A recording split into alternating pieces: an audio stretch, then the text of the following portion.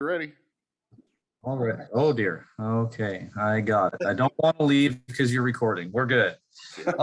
Well, so we do have the transportation budget coming out today. Haven't seen it yet. As soon as we do, people start breaking it down and looking at it. What we can tell you is don't expect great things.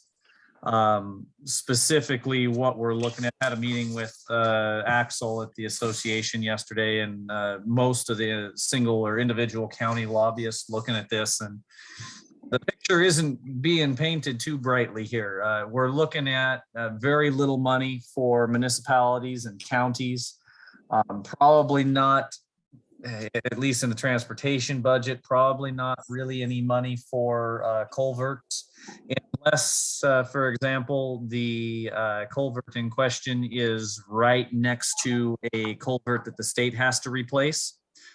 And it looks like they're going to put money in the budget for the state culverts, but only the ones that are court ordered.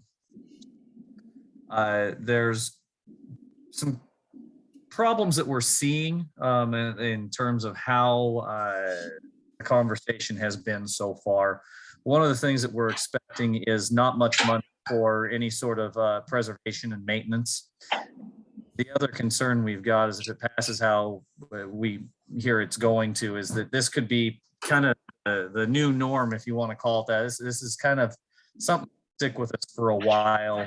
They keep wanting to put more local options for taxes to be able to raise money to run transportation. But the problem they've got is, we're kind of capped out. And for the culverts, for example, we're on the 100-year plan to be able to replace all the culverts, and that's just not within their timeline. So they're going to have to figure something out. There's conversation about some budget provisos, both in the they're talking about the capital budget. There may be some funding there, but there's really nothing to speak of. I mean, it's not going to be a whole lot. To put the transportation budget into perspective for you, there's about 84 million in bonding, and just the Democratic caucus alone has asked for 124 million in different requests. That doesn't include any of the other caucuses. So what that means is there's going to have to be a heck of a lot of money cut out. Some people are just not going to get their money. Basically they're funding the transportation budget with a transfer from the general fund because their sales tax was a lot better than what they thought. We are looking for, again, this is coming from the governor's office, definitely going to be on the lookout for some budget provisos, specifically talking to riparian areas. We may be included in that again if in the rural areas, there's a project that lines up with a state priority. But really what it looks like right now is, and this is kind of the whispers going around the hill, is the Democrats don't think they're going to fare very well in the elections this fall. And so they're trying to lock down as much funding as they can right now, just in case, for the state side of things and the different programs they've got. So take it for what it is. That's kind of what we're looking at. Other than that, we've made it through the first two cutoffs, policy and the fiscal cutoff was yesterday. The next cutoff, which is the House of Origin cutoff, is going to be on the 15th. Floor action between now and then. We have seen some bills pass back and forth. What we're looking at, and the rumor on the Hill, is that we will not be seeing any compromises, any negotiations, not going to be asked for, proposed, or required, they don't think. The Ds are going to try and go it alone and, see if they can get a budget passed. So that they're going to have to get their own party all on the same page, which could be kind of interesting here as we come down to the last little bit. So, that really stems from the fact that the governor vetoed the compromises in last year's budgets, the go home bills. And so it's really not even worth asking this year. There are some bills that people have been asking about You know, one of them is 1799. It's a landfill food waste. I don't think you guys are big enough that it's going to affect you. But some of the stuff we watch is we definitely, you know, want to watch for the policy coming down the pipe and make sure they don't apply it on a narrower scale next year. So we got some things like that. Is there anything that you guys have been watching specifically that you'd like to know about? One thing that we have talked about before is the 1921, which is your renewable tax. That one, we're not hearing a lot of good things. It seems like there's a lot of work that still needs to be done on the bill to make everybody happy. We will see see if they pull it from rules. Right. Yeah. No, I've been watching the 1921, and it seemed like it was kind of a partisan vote, but that partisan vote is enough to push it over the end. I think they fixed a lot of the major issues with it anyway. Yeah. So yeah, no, I'm watching a bunch, but right now there's not a whole lot of new stuff. Mr. Sauter, do you have anything? Just your take on 1333. That's the extension of the 0.09. I know it, it passed the House, it's gone to the Senate, which I believe it did last year and just hung out there. That's obviously something I'd like to see that extended out. As far as I don't know, is it? I mean, the hearing on I think that was the first. They had a hearing in Senate. Oh yeah, they heard I it. forget who it was, but anyway, Yeah. I'm just kind of curious if you're hearing, if that's going to actually get. It seems to be popular. Like it's no big deal. It's just that they can't seem, things don't happen necessarily because it's good legislation or it's because somebody wants to, there's something to be gained for them politically out of, trading it or doing whatever. So I just don't know if we're hearing anything. Kind of what we're hearing right now is it may kind of do what it did last year, which would just be kind of peter out in the Senate. That said, though, it may be on somebody's list here. It's kind of one of the compromises inside the party, right? So we'll have to see, but that one will come down to the very end, and it'll probably be a surprise. Here you go. Right. Okay. So, the other thing that people are really watching, obviously, are any of the bills that check the governor's power here, especially in a state of emergency. 1772 and 5909. It looks like they're probably thinking about 5909, which really isn't much of not much of a bill, but it would be a check where the majority and minority in the House and Senate could override a governor's lockdown or a state of emergency or whatever after a certain amount of time. It's okay, but it's not what anybody was hoping for. So I'll tell you, the governor is pretty unhappy about the fact that they would even question, his authority to declare a state of emergency. So obviously there's enough validity or possibility in these things to make him mad. Yeah, and some people running for elections in some swing counties that or swing districts that might change things too. So you don't say. So yeah, and I think again, coming back to the fact that this is an election year, and it's a pretty big one, especially for the D's. I mean, it's theirs to lose, right?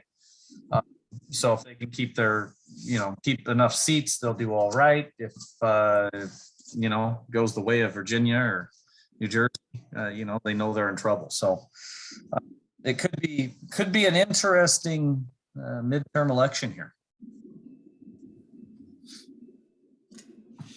So I think what'll probably happen is with this budget today, it'll come out. We'll get some analysis done on it. I'm thinking that Wasack is probably going to take the position of concerns, kind of the ones that I mentioned. There's really not much for maintenance and upkeep and county roads, and it would set that precedent.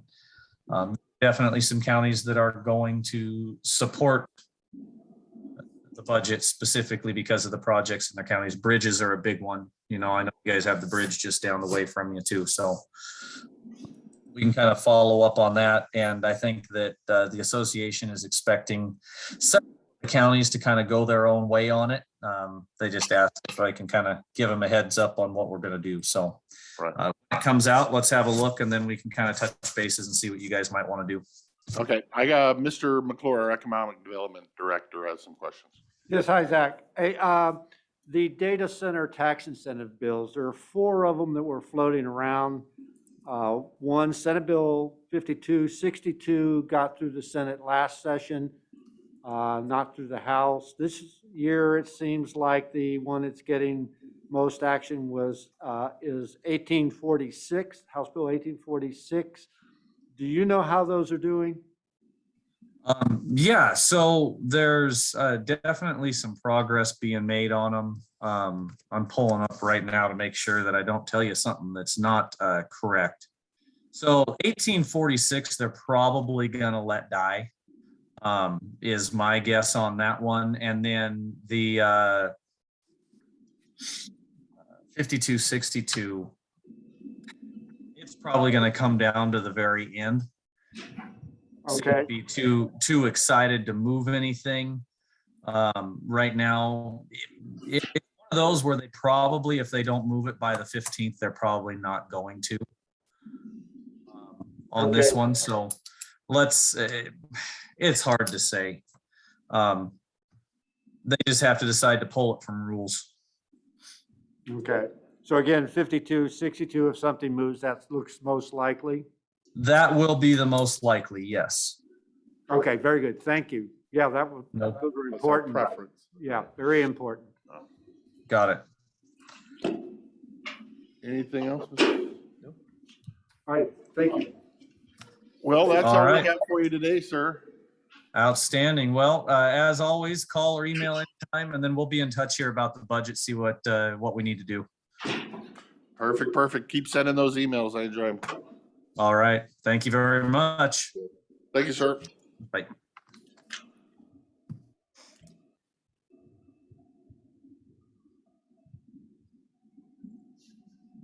Yeah, I mean, it's one of those, there's a giant stack of bills that you have preference on or not preference on, and it seems like all the ones I'm interested in are dying over Are the road dying, a slow, right. painful death. Yeah, And all the ones that it's like, no, please don't pass that. that are still alive. Flying right along.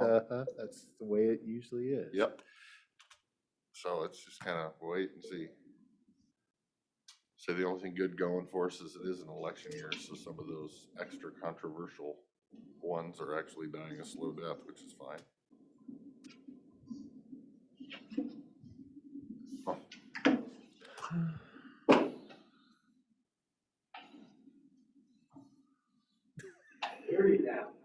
Good. Is the mics we're using popping up on that speaker there? Okay, cool.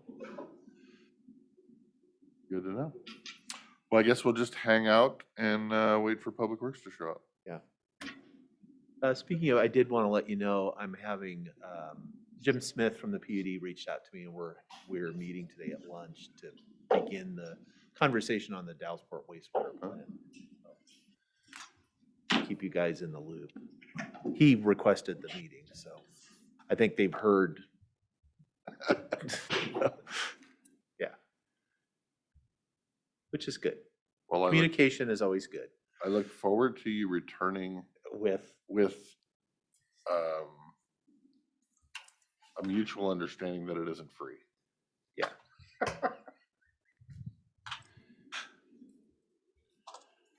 I don't know if that's going to be a mutual understanding. I will deliver the message.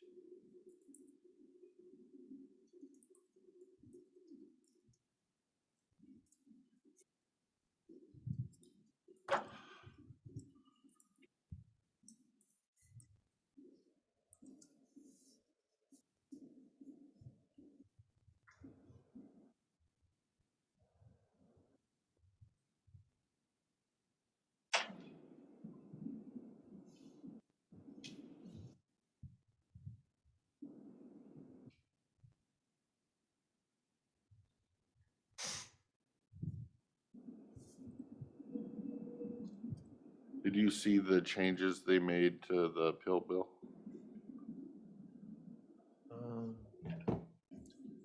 I don't think so. Or might have sent you something, he may not have.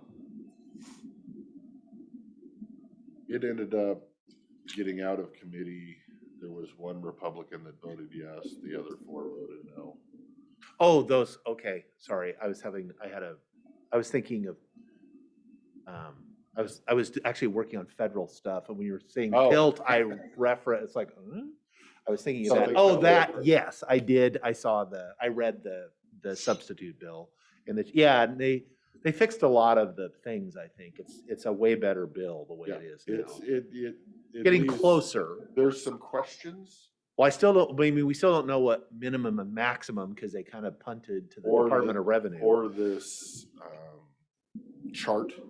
assessment chart You're right, kind of thing, so it's kind of gonna be curious what pops out of Department of Revenue. right. Which might be harder to change later if it's their own thing, but gives me hope. And the way I read it is not going on the tax rolls. Yeah. Which eliminates all shift, period. Right. But what also. And I like their, right, but I want to see their, because it's not required to use the the cost basis, this alternate way that let's see what they come up with. Yeah, but I think it's still gonna come down to, it's not required to use the cost basis, but the Department of Revenue recommends it. So Right. they will continue to recommend it. Right, because it's the easiest. And the cheapest.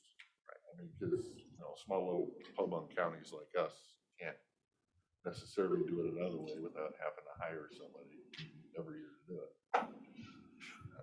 So, yeah, I don't see that changing, but at least it's not locked in stone for a potential change later. Nope, they fixed most of it. so. It's encouraging. Because honestly, I don't know that we'll ever get rid of the cost-based part.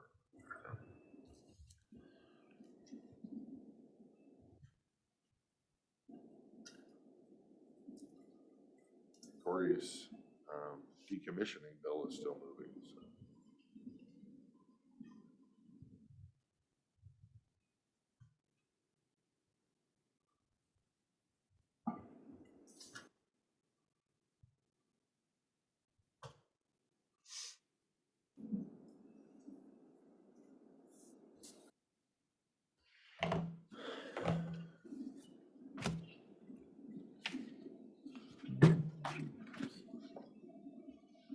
I gotta get glasses or sunglasses. Getting your sunglasses? No, getting some glasses. Yeah, I'm getting my sunglasses. It is supposed to be It's sunny so later. bright in here. Now that the lights are staying on, it's just super bright.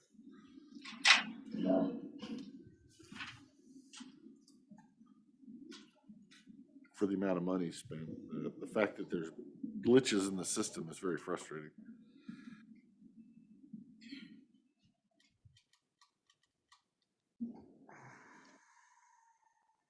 That's what I was gonna do.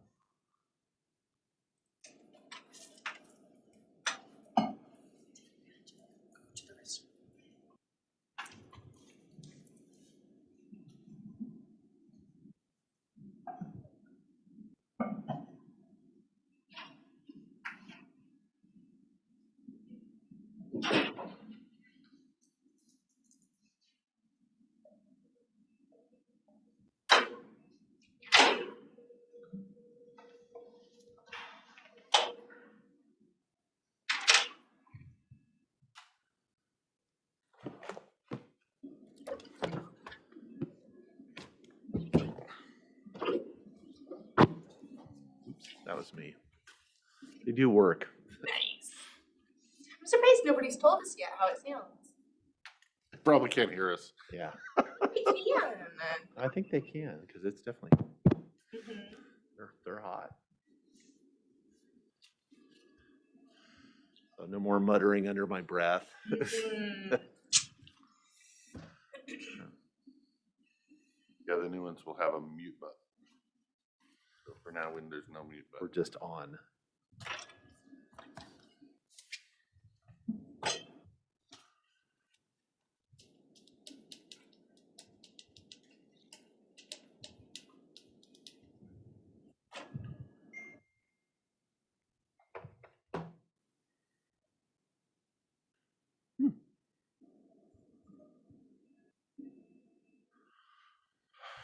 If any of you just joined on Zoom, we are waiting for Public Works to show up at 10 o'clock.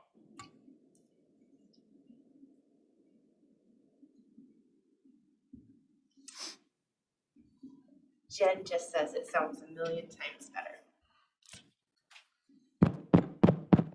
Probably not bad.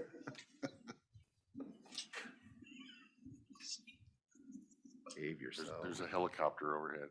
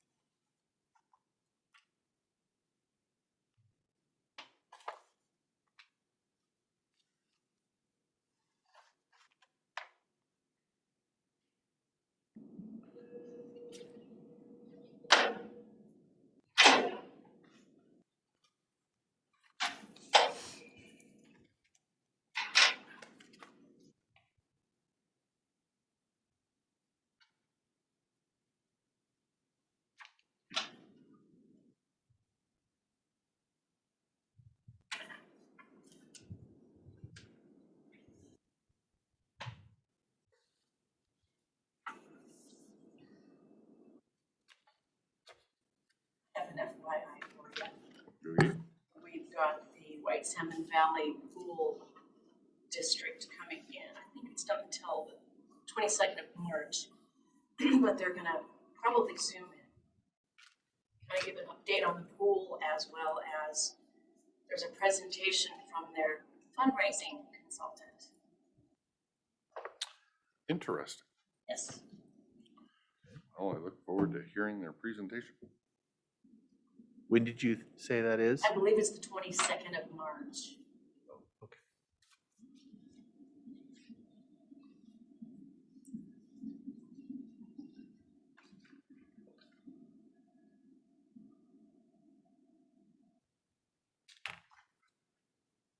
Some of the emails, you can see that things may be starting to get back to normal. I think we've got 2 bicycle events scheduled for the county.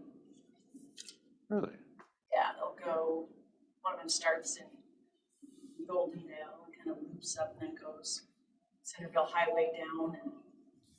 So there's, now that I think about it, there's one that usually trucks by me in the middle of nowhere down a gravel road. And I always think that ought to be horrible out of 10 speed.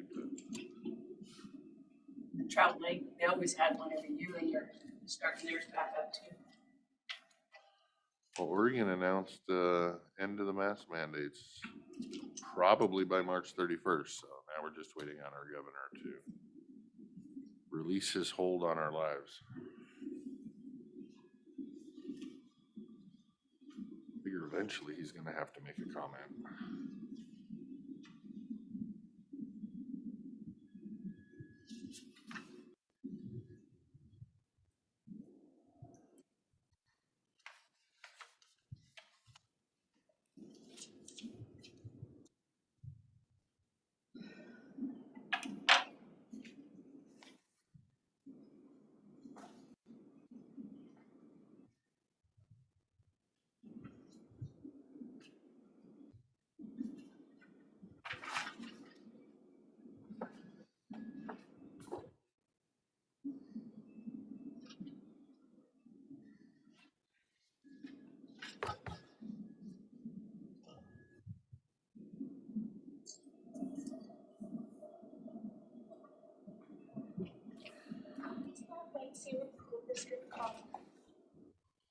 The White Salmon Valley Pool District.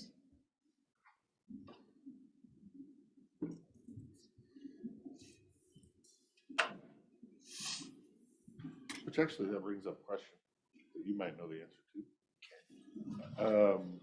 My power cord keeps getting.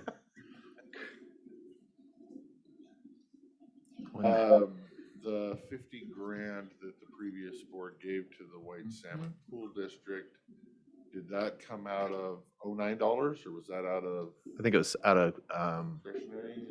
yeah, the. That I meant to look at that this morning. I was and thinking try it to was find out of the the community development from the KC other half of that. but I don't know. Yeah, it could have been just I a think direct she's from right. I community don't think development there was or- a case of PETA brought into it at all. So. I got to thinking about that the other day after we kind of talked about it. and I No, couldn't it remember was where not the funds came $09. from. I know. Right. And that would have had to have gone.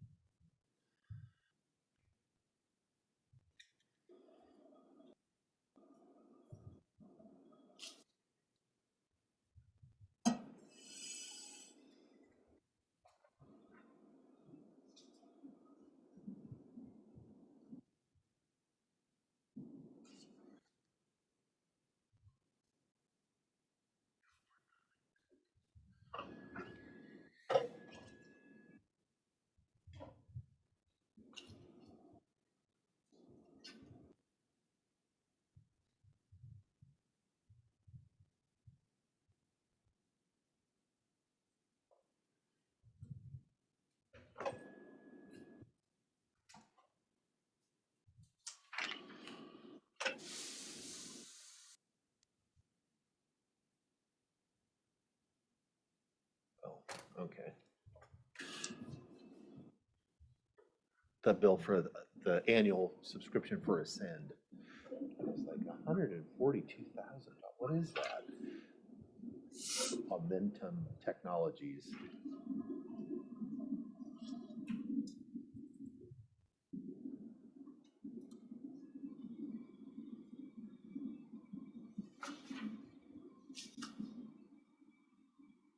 I was kind of surprised at all the auditor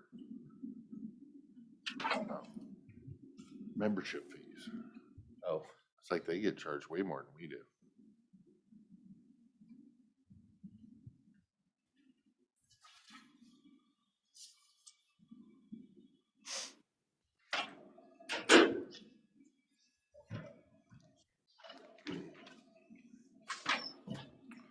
Good morning, gentlemen.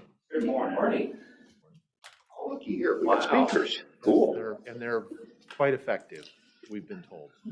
So, Trying to figure out why one mic down there is longer than the other mic, but they're loaners apparently. The ones we own are supposed to get installed tomorrow. yeah. Yes. Yeah, everybody got a mic.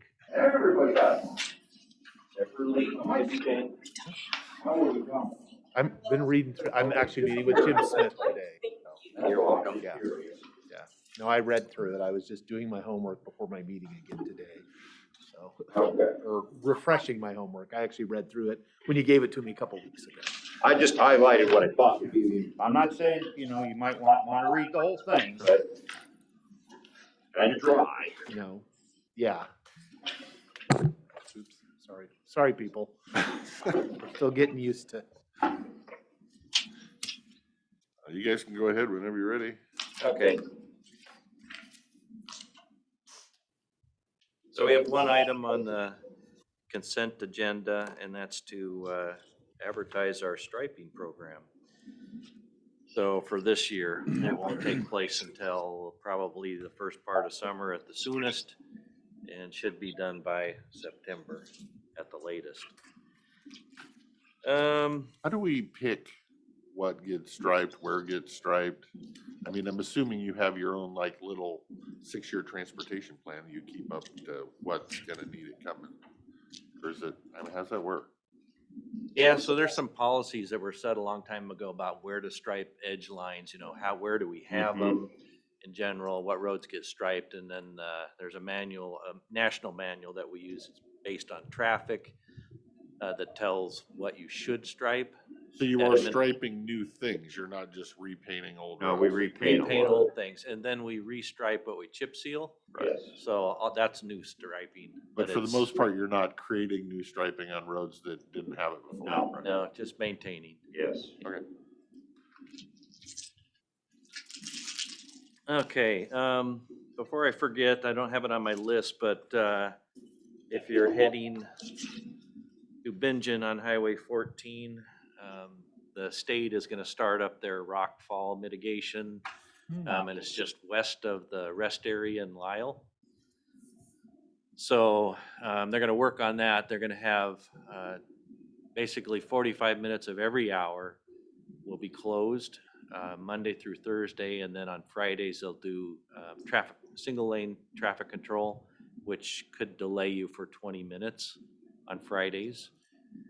But the last 15 minutes of every hour will be, that's when they'll let traffic go, Monday through Thursday. There is a parallel road that we have, it's Old Highway 8, that a lot of the locals will use. Yeah. Yes, we do. But it could be a problem for truck traffic, so we'll Yeah. have to keep an eye on that and work with the state, because people, when the lines start backing up, it's really easy on the west end to take that detour, and everybody has a GPS now, so. Yeah, the cars aren't so bad, but if the truck Trucks, traffic yeah. starts diverting, it will be a problem. All the log trucks that come down from Canyon Road though They will will use use that. it. They know Yeah, they know it. So, and that's okay, but this is also the time of year when we have a lot of pedestrians in Catherine Creek, and that it could be an issue, so we'll monitor it. The work is supposed to last as a 20-day window, 20 working days. The state said their contractor said 13, but we'll see how it goes. They have 20 days. So, just to give you all a heads up.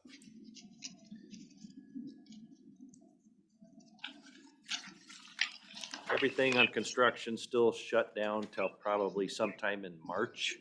Still have snow on Canyon Road, which is the last road to get new signs and guideposts. So we have to wait till that dissipates, and we're hoping by March, especially if we get more weather like we've seen the last few days, which the long-range forecast shows that it's nothing significant through the rest of this month, but that can change. I think there's a little bit in March, but March snow doesn't last long typically. Let's see. Courtney Road, still waiting for WashDOT, so they have everything they've asked for. It's supposedly now at headquarters, and typically that's a 4-week wait, and that'll give us the permission we need to award that project that we opened bids on in the past few weeks. So we're not at the, so for now, just let it ride. No, as no, far as- we've heard they're looking at it. So Yeah, I wouldn't, we're not, No- we no won't- we won't pushing. dust that off. Okay, yeah, okay. yeah. We're I'm just moving just itching slow. to. I know. Yeah. Yeah. While I still can. All right, Klickitat Path, we're still working on that. WashDOT, it sounds like maybe they'll pave their piece, which is from the entrance to the school, south to basically the edge of town. They're gonna have a chip seal project that chip seals a lot of 142 in the river valley there, and they'll just not do in the town of Klickitat because they have a paver planned for that. In a couple of years, so they'll finish that. And 23 is when they think they'll pave their portion of the path, the parks path, basically which gets them out of having to repair their sidewalks and sidewalk ramps through town. So they're providing alternate access, which is, it's challenging through town, but there has to be some connections made because most people still walk the street and need to get across the street, so there has to be places to do that. And let's see, so we're still working on our piece of the path and still plan to build it this summer. That's our plan. Courthouse parking lots, we are working to this month probably get our old building cleaned up so we can move juvenile in there, and then their building will be vacant and ready to remove. We are staging all of our items for the surplus sale that Greg has planned in Annex 1, so that everything's going there. If it will all fit, if not, some of it may end up in half of Annex 4. We'll see. There's just a lot of stuff. So that, I think he's planning on the end of March is the online auction again for those items. And then we're working through our on-call consultants. We'll have a few of those agreements ready for signature in the next week or two. On the maintenance side, our crews are running the mowers. It's good weather to do that. Grading on all the gravel roads and the potholes that have showed up over winter. And on East Road, the east side guys are replacing some of the reflective guideposts. White Salmon crews in Glenwood, still removing all the brush and trees from the storm earlier in January. And we've collected a lot of that debris in the Lyle sand pit, and so that's where we'll be burning it this week to get rid of it. Burning well. Yeah. Started yesterday, and it looked like they're about done. I think they'll be done. Yeah, by the end of the week, they should be finished. Okay, facilities. So we finally got permission or approval from DOE for our plan to fill our hole. And so we're gonna basically tank the water from the hole up to the fairgrounds, land apply it, which is a method that they allow. After we test it for any residual petroleum products, which we've done it already and there aren't any. So we'll apply that up there, then we can backfill the hole and move on with the rest of the parking lot. The second phase of this is that groundwater issue that they had concerns over. We will draw down the water in our irrigation well that's outside the front of the jail and then test that. And that's our well. It's in lieu of having to drill another well, they're gonna allow us to do that, which is great. And then we'll probably test it again in the future, but this is our monitoring plan. We don't have to sign up for the voluntary cleanup plan with DOE. It's a much better scenario for us. There's still flooring issues that are on the punch list. Furniture, we'll be waiting until May to get the rest of it. I think they've about completed all of the door issues that we've had. But we'll check back. The blinds, blackout blinds started being installed. I don't know if they made it to the second floor. If you tried to pull yours down, you might know. I didn't try. So Yeah. I'm enjoying the sun. Mine looks the same. Yeah, I know that not everyone's happy with the blackouts because it's either you have light or you don't. And on the first floor, I've heard that people kind of like those other ones. So I'm going to ask the contractor about the cost for the ones that they already installed. I don't know what they would do with those Right, it seems like. shades. So they may be available for a reasonable fee. And I'll get that and we can talk about that at a future meeting. But the blackouts are what we paid for and will be installed. Okay, HVAC units, the contractor corrected all the defects now, and some of the units actually quieted down, so the one out here is much better, much different. So now all the rest of the issues are engineering issues, and so they're gonna come back and reduce some of the CFM in some of the units and see if that quiets them down in our noisier areas. So that's the next step in this process. Hopefully they don't slow that down too much. I guess when the lights stop swinging out there, we know they've slowed the flow. Yeah, I think your guys' office is, Dan's office is the best. Jake's a little bit better, and yours is probably has the most noise. Yeah. So they did improve somewhat in there. I think the unit above Lee is still noisy. Well, our temperature gauge is at the bottom and always has been, so I don't know that it kicks on very much. So I'm curious in the summer when that temperature gauge shifts, and it works a little more, it might be a little more noisier too. Yeah, it's blowing though. When I went in there, it was blowing. Yeah, it blows fine in my office. I've never known it to not be running. Yeah. Except when we shut it off. Right. Say, I think you've got the most airflow and that's why you have the most noise. And I got the least amount of airflow Yeah. and the least amount of noise. Yeah, when it's blowing papers off my desk, I knew it was. It was Jens working. was doing It's that. working. Wow. Plants are moving on. our Yeah, desk. it is. And mine, if you want airflow, you have to open the window. Okay, let's see, so the painting, the HR and weed remodel work. We talked about the parking expansion with DOE. Courthouse entry, our carpenters pulled off to remove the walls from your old offices and chambers so they can remove all of the asbestos and that were under some of the walls. And some of the walls will remain and some of the tile will just be there. But that's how those walls don't need to be moved, and so it's just better that we don't do it. More economical. So the courthouse entry will get finished after he's done doing that work.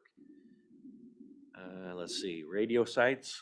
Radio sites, I should have something next week we'll talk about to finalize the lease agreement. Kind of covers that. Okay, so last thing on our list, printed list, is the Murdoch speed limit revision proposed by WashDOT.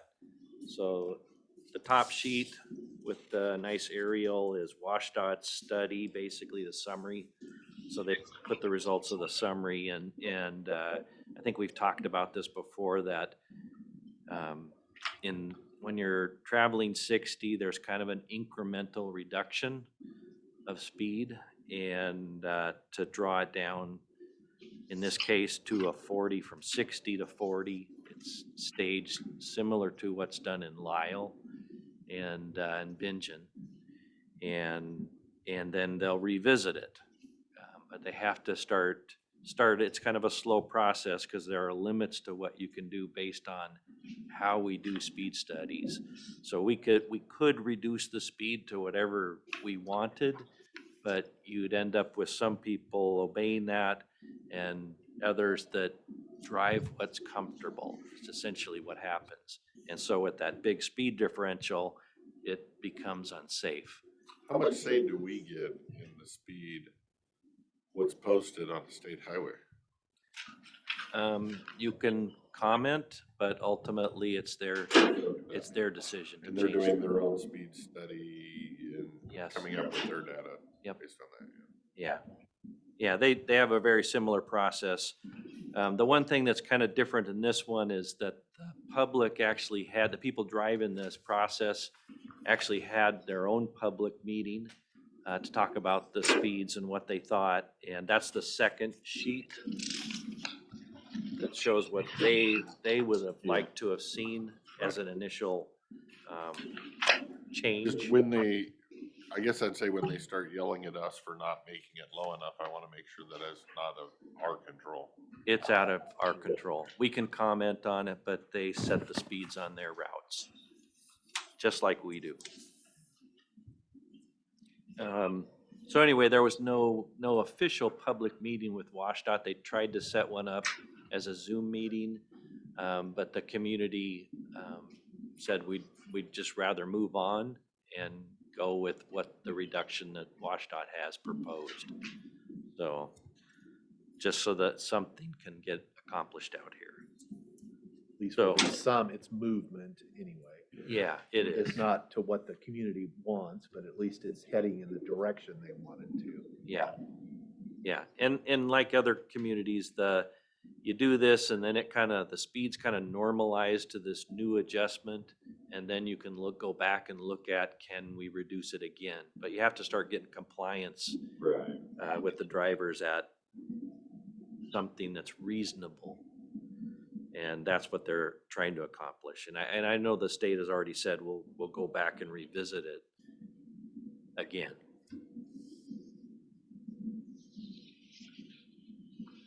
So, and I sent this electronically to you, all of this, so you should have it if somebody asks you and is interested and doesn't have access to the information. You got anything else? Yes, we have to get first. So our development inspector, we have 3 inspectors, 2 are capital, and 1 primarily works in development. And our development inspector has gone to work for the state. And we would like, he works with the developers, very important position. When we don't have him here, we can't provide the service that we normally do. So developer calls, wants to have his road approach looked at or his private road. He's the guy that goes out and says it's good or it's not good, or you need to do this, or you need to do that. Well, now we don't have the guy that did that has left and went to the States. We'd like to refill that position. Same pay level, I'm assuming? Same pay level. Yeah, Thank Two you. goods. thank you. That's it? That it? Okay. Questions? No, well, can I visit with Kim today about the documents? I don't know if she's in today. He is. He is, yeah. I'm just happy she's in at all. So, Yeah. Us I too. was, when she retired, I thought she retired, but No, we work her back. yeah, that's good. 2460 is her phone number. Oh, okay. I'm 77 writing that down. Yeah, and she's, 773. I talked to her yesterday, sent her all the stuff. I and just she's- wanted to check in to see if Yeah. she had any questions that she She understood may. from my narrative, so. Yeah, she's done a lot of work on that area, so she's familiar. Yeah. If anybody can figure it out, it's Kim. Nope, that's all I have. I don't have anything for you, so Yeah. keep doing what you're doing. All right, thank you.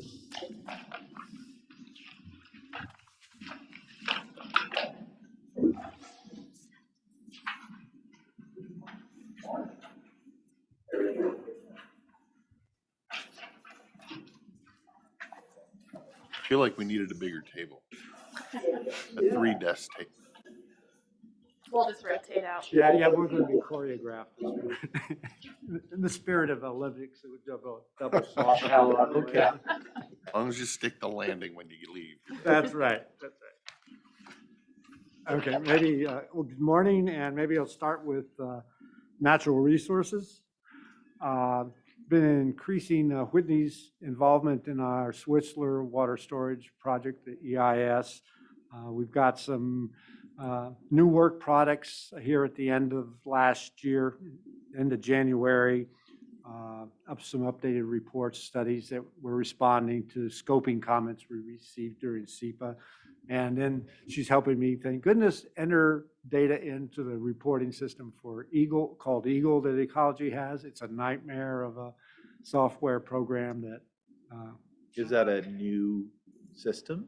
It's a couple of years old, but I've. But new to you? Yeah, Kirsten had done it before and helped me with that. It's so detailed and persnickety, and whenever they make changes, it's a nightmare to deal with. So she's working with it on another grant that she has, so she's familiar, and I don't have to go through hours and hours of training, which is really helpful. Here a few weeks ago, I brought up that the Central and East Klickitat conservation districts were looking for some funding support for their software program to help with the stream flow monitoring. Asked them to come back and talk to the board. I think that sort of got put aside. I got an email from Lauren. They're interested in discussing that again. So maybe I'll bring them in some afternoon when we have the full board, because I know Jake's familiar with their projects, and or Commissioner Anderson, and may have some specific questions there as well. So, and from here, I'll just turn it over to Whitney, see what she's got on her list. Sounds good. Well, good morning. Other updates are our Dry and Butler Creek project where we're monitoring stream flow. We're in the process of finalizing a grant extension with Ecology for that grant, pushing it out until June 2024. We've had issues with getting consistent data collection from Dry and Butler Creeks, just issues with the equipment, it getting knocked out from flooding, et cetera. So we're extending the period of performance for the grant so we can have 2 continuous years of water data, which will then inform whether or not we want to pursue a feasibility study for putting a reservoir there. Can you remind me where Butler Creek is? Yeah, it's to the east, northeast of Goldendale a little bit. It's up in the Simcoe along 95.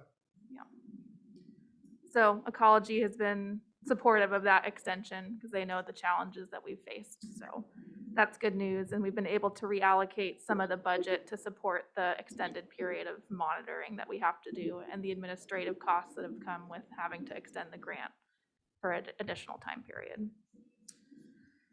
On the lead entity front, we're preparing to enter into our annual grant round where folks can submit project ideas for salmon recovery projects. Last meeting, we had updated you that we might be expecting more money than we typically get for our annual grant round. That has now been pulled back again.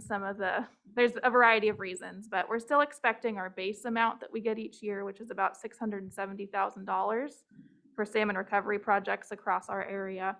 We may get slightly more, but we aren't going to have that higher amount that everyone had been hoping for.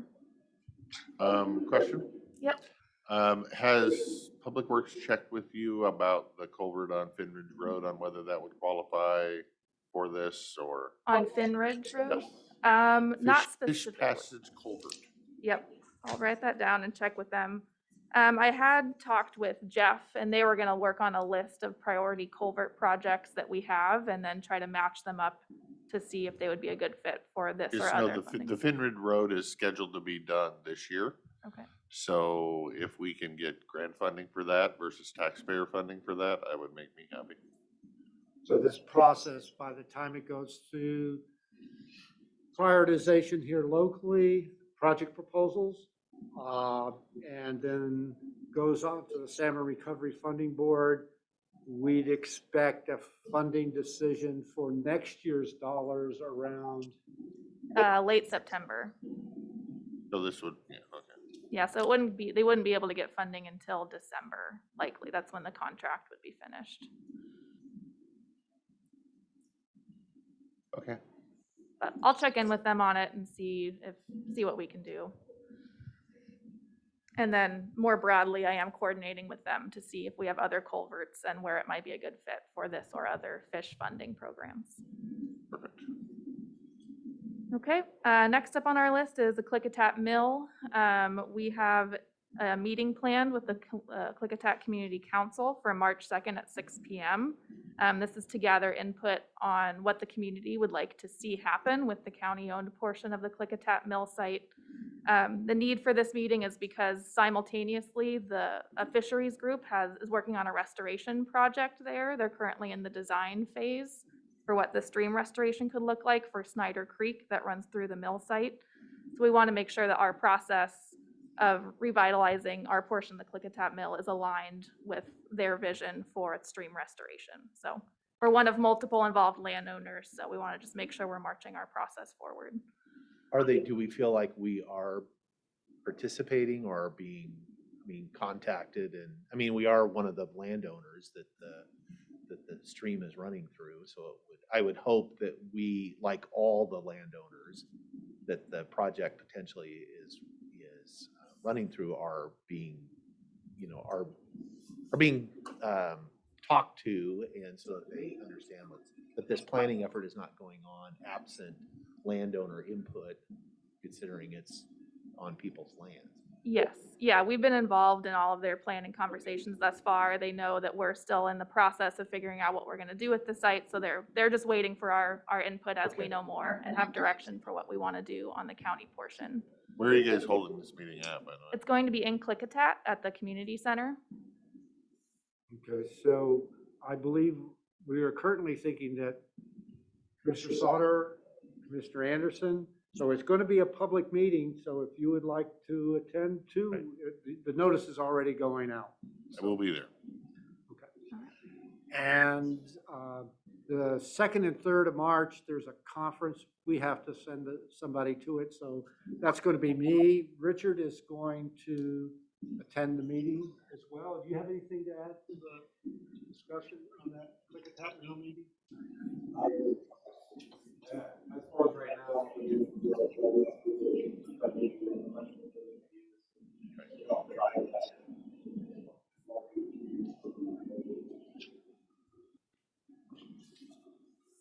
which, however, I think it is pretty exciting that we're being able to move forward with that property.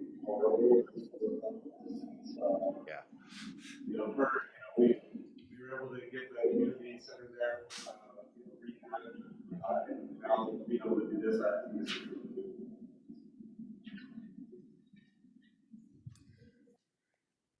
Other things that are going on, in 2 weeks, we have the reboot of the Simcoe Coordinated Resource Management Plan. This is to the east of 97.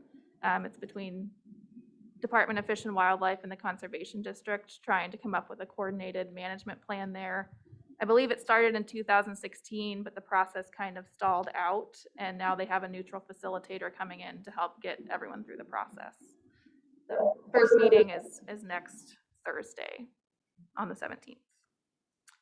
Is that something we have any say in, or is that just Conservation District? and We've Fish and Wildlife? participated in the past, so I'll be attending the meeting.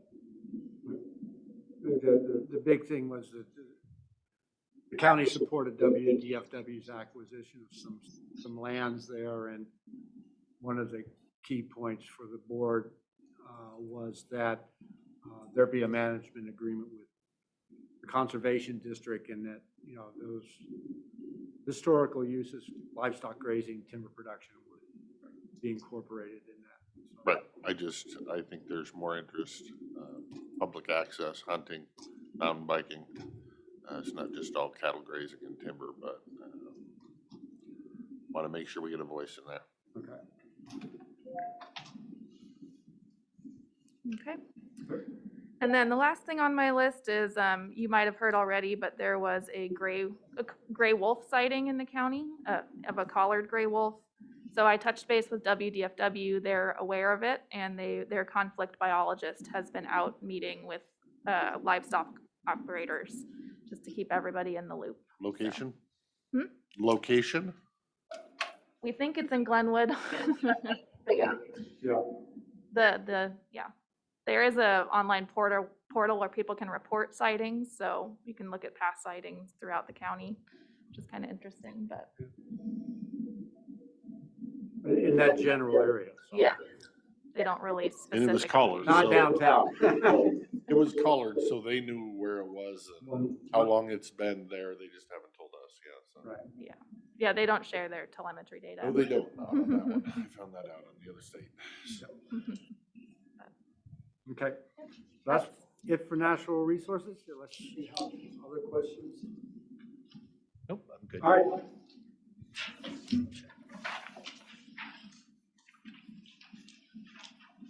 Okay, I just, you know, our tourism promotion projects, that's funded with the tourism dollars. We've got those contracts are drafted and ready to go. The recipients all agreed with them, and the prosecutor's office was very quick in turning around his review of those. So far, I've got another one that I just sent to him yesterday, but I really appreciate how fast they have been on these. And the Chamber Economic Development Support contracts, those will be coming to you soon. So we've been working on that, and maybe I'll just. Was there a unused balance from revenues this year, or did it pretty much? I'll have to double check on where we are. I believe there is some. Yeah. A smidge of carryover into the next year? if needed, or- No, we did that last year because all the COVID issues. This year we didn't. We started last year for like the economic development support contracts. We did a contract amendment to add dollars, so those funds carried over. Some of those funds were monies that the board had added in specifically for the chambers, helping us with getting information out relative to COVID for business owners and that sort of thing. So that, we just ended that contract. The tourism promotion contracts were not extended through last year. Those are single year funding. So there has been money left on the table as a consequence of COVID. Yeah. Richard, you want to jump into your list? Yeah, so over the last month, what's really taken up a majority of our time is the federal EDA grant with the airport here. We were able to meet the deadlines for the vast majority of things that the EDA had wanted. And in addition to that, some things that had come down was we did have one beneficiary drop off of our original list. And then we had Laura Ives she's the Washington State representative for the federal EDA. She drove all the way down from Spokane, and she did a tour of our new county building here as well as the airport. And we had just told her exactly what we're trying to do. So she really got to see it, eyes on. Commissioner Anderson had attended that meeting. I thought it was very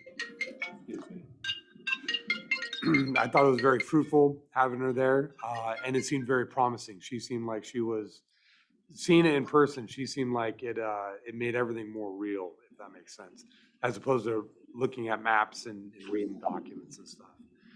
That project is state EDA and not federal EDA. I thought it was all federal. Yeah, so it is all federal. She's the Washington State representative for the federal government out there in DC. So she's the rep. Some things that we're going to be doing moving forward is in regards for a pen and ink change with the FAA.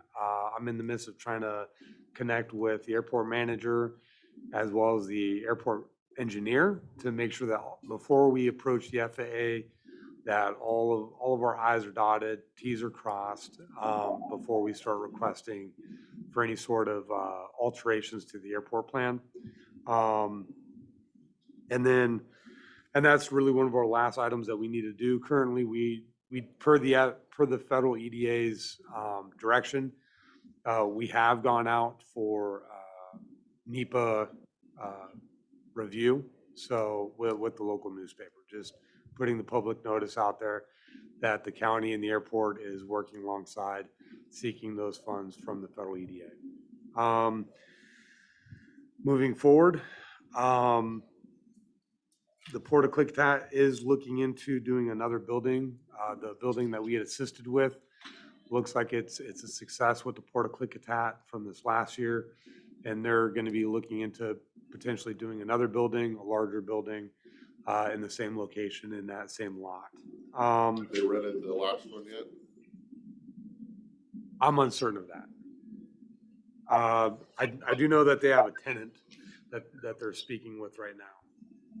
So, I would say I know anecdotally, I don't know officially, but I believe Yeah. they have. yeah, it's. Also, we're still doing the MCAD SEDS.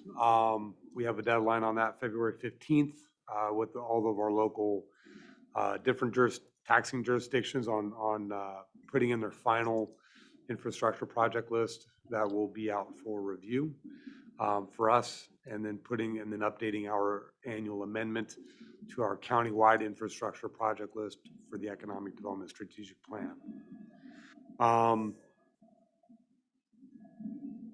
And then lastly, childcare. I had been working with DCYF as well as the Department of Commerce and our local SPDC representative, and we are making progress in delivering some trainings for a local childcare facility or in-home childcare licensed operations. So we are making progress on that, and that's about it for the month. Questions, sir? I'll do it offline. I was curious if if you found anything out or have So- some ideas as far as it. Yes, so as far as the taskers that you've given me in regards to different parks and recreation, it should be noted that there is, this year more so than the last few years, there's been more interest in parks and trails and biking trails and whatnot, just in general. I did find a few, and then I lost them, so I'm I'm in the midst of trying to find them again. But yes, there's been some interest, whether it's city council meetings out in Bingen and White Salmon, to folks out in Dallasport, to folks here in Goldendale. There's some renewed interest in seeing what kind of parks, what kind of dollars are out there in terms of like hiking trails, walking trails, to make our, I guess, livability more enticing. So. Are we proposing the thought of coming up with some kind of a county management sets list type of thing for parks? Or No, are we I had just gonna been- be- had been approached by the community council in Dallasport and then some community members, and I think they came in too about, and I had suggested that we look for, because sometimes there are planning grants to plan for as a first step. And so that was what I'd asked Richard about, is it, because you see those sometimes. Yeah, Where and communities do plan, because there was a similar when they did the work got done in Klickitat, where they kind of came up with a plan as far as for the community center and then all of the park that they were able to get grant dollars to construct all that. But you have to have a plan first before you can't go ask for money for something that you don't even know what you want to do. Right, and I would, my question is kind of lead agency. I'm assuming Klickitat, that was the Parks and Rec district. And what's the Dallas? gonna end No, up? Dallasport would be, because it would be county. We don't have a Parks and Rec type of anything down there. do we? No. just in general, though, I think that there's been some requests to see what kind of funding's out there, whether it's city jurisdictions. I know the city of White Salmon, the city council, they've talked about the walkability of their town. They brought somebody in to walk around and see how easy it is. In the past, Bingen, the city of Bingen has looked at the trail from Bingen to White Salmon and seen how they can interconnect that.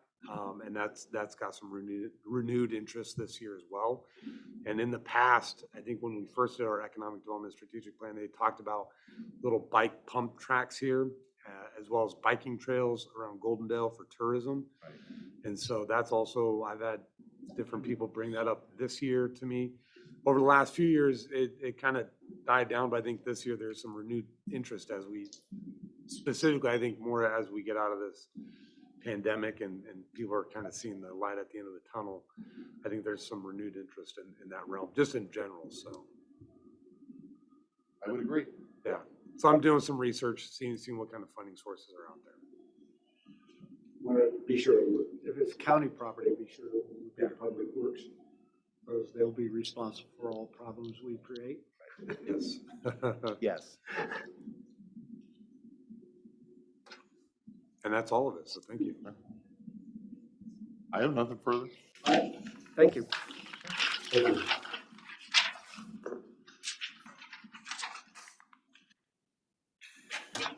once I do find those, I'll send them over to you. Okay, thank you. Yeah, whatever you find, send it to me too. No, don't send it to him. I have my own plans. I have my own list, but Thank you. I don't know if I want to share my list with you. We have different wants, I think. Let me look at my list before we disappear.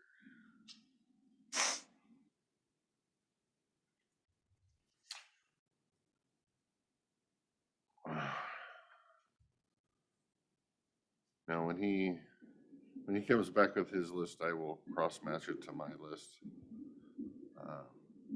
and share it with you. But there's far more.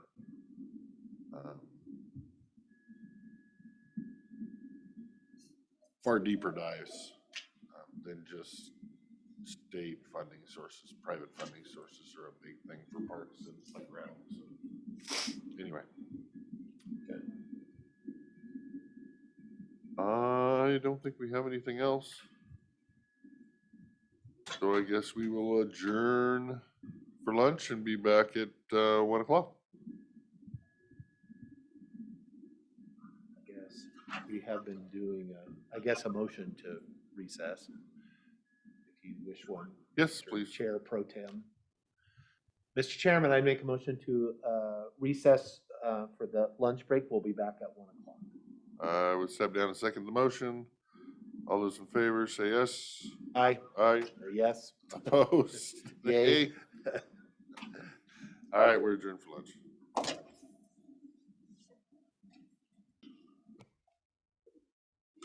Okay, it is 1 o'clock. We will start our regular meeting of the Klickitat County Board of Commissioners. Let the record show that Commissioner Sauter and Commissioner Christopher are present. Commissioner Anderson is away.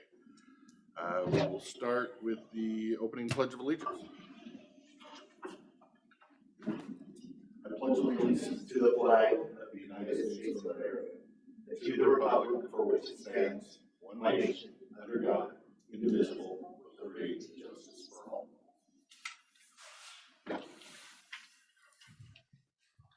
Okay, Mr. Chairman, I would make a motion to accept the agenda as presented. I will step down and second the motion. All those in favor say yay. Yay. Okay. Motion pass. I don't think we have any meeting minutes, do we? Okay. So we'll move on to citizen comment. Citizen comment will be 3 minutes. Please give your name and general location, if you will. And also know that we will not be responding to questions during citizen comment. We will be reserving time at the end to answer questions the board wishes to answer. So there's nobody in the room. So we'll start online. If you have a comment, please raise your hand, unmute yourself. Star 6 if you're on your phone.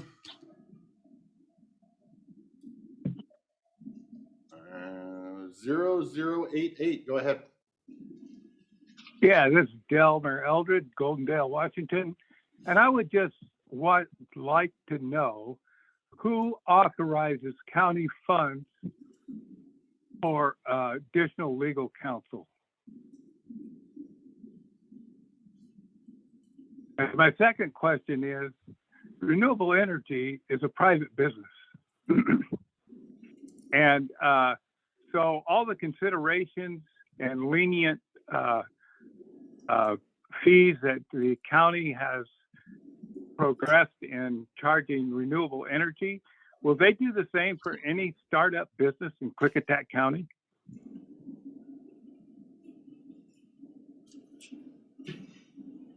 I was just wondering if the commissioners have any idea about how business actually works, or are they just working with the people that can benefit them the most? That's my comment. Thank you, sir. Anybody else have a comment?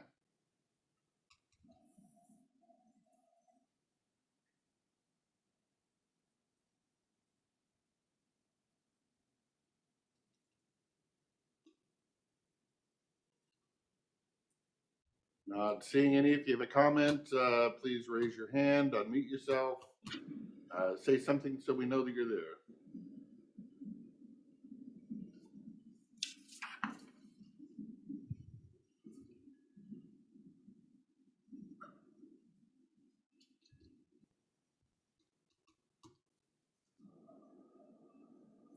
Must be a nice day outside. There's only 22 people out there.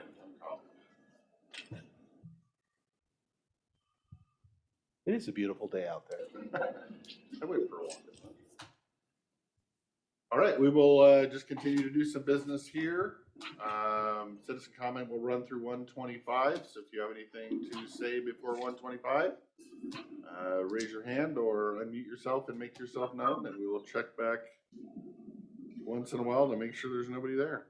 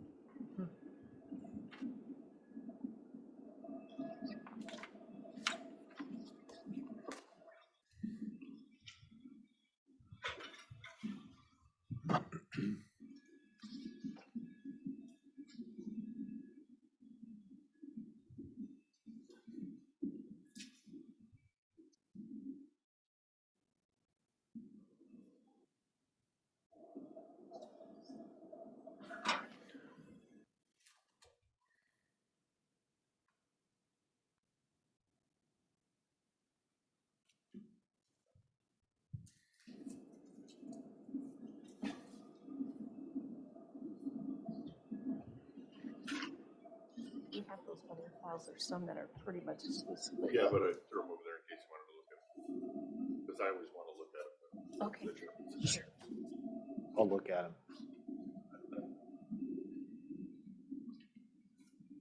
I was gonna say, it's nice to keep informed about what's going on, even if it only requires one signature.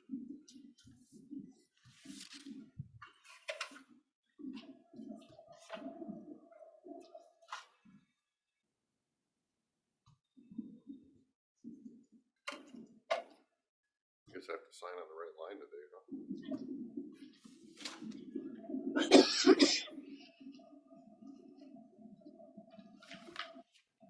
Still citizen comment. If anybody out there wants to make a citizen comment, please raise your hand, unmute yourself.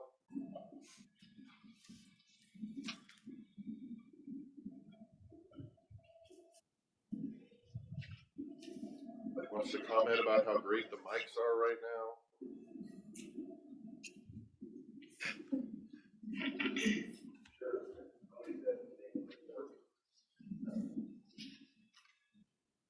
Speaking of which, do we have the temporary mic down there somewhere? I was gonna It should be play in our it. drawer over there. Can you get it out? Yeah, because I was gonna play with it. Since audiovisual guy says it works fine, there's no issues. Since you guys accidentally pushed the button, I wanted to test it while we're in here.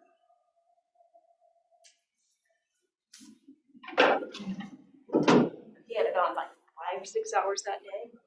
What he said, so.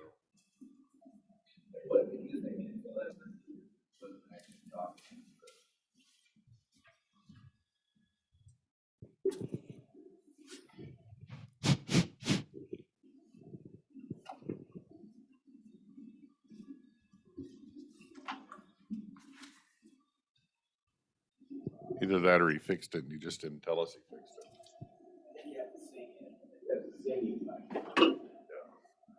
It's working just fine now, and when I tried it for the loaf board, it didn't work.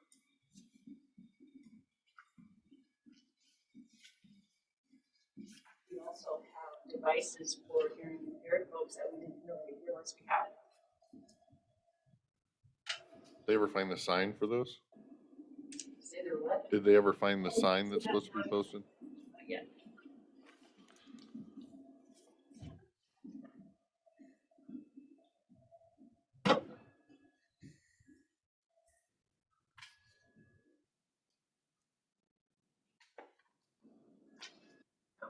We're fine. Working just fine.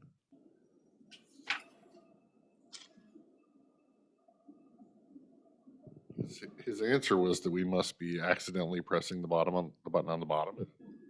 Now we were.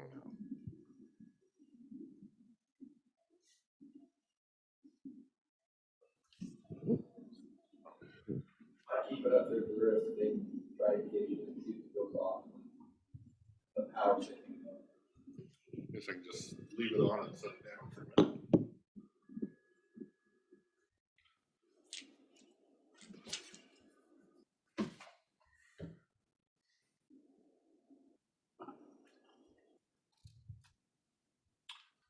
Get some clouds moving in.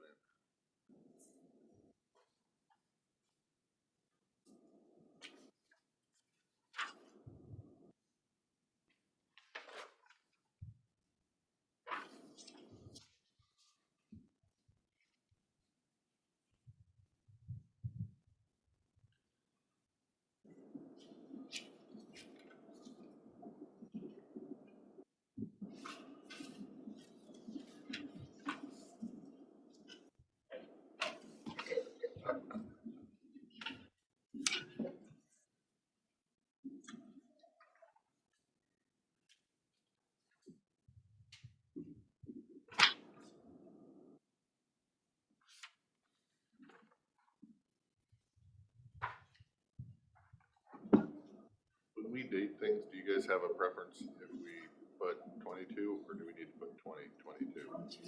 No preference.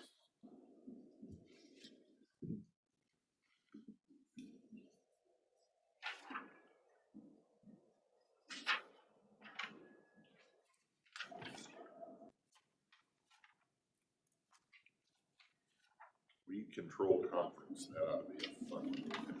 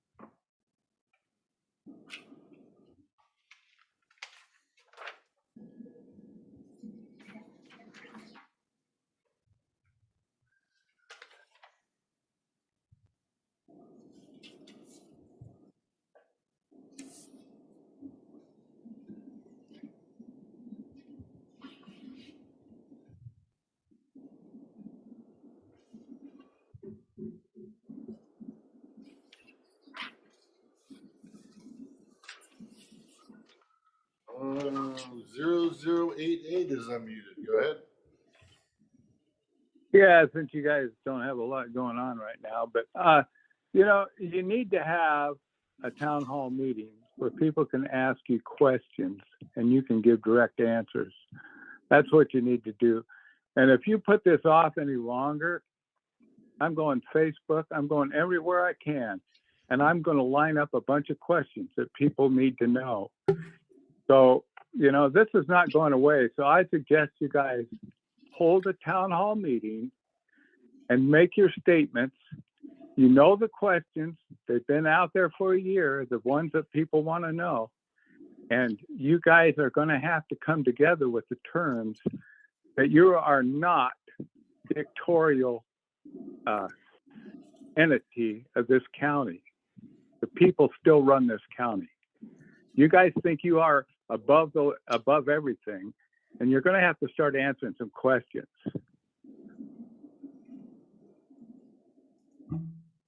That's my comment. Thanks, sir. Any other comments out there? Unmute yourself.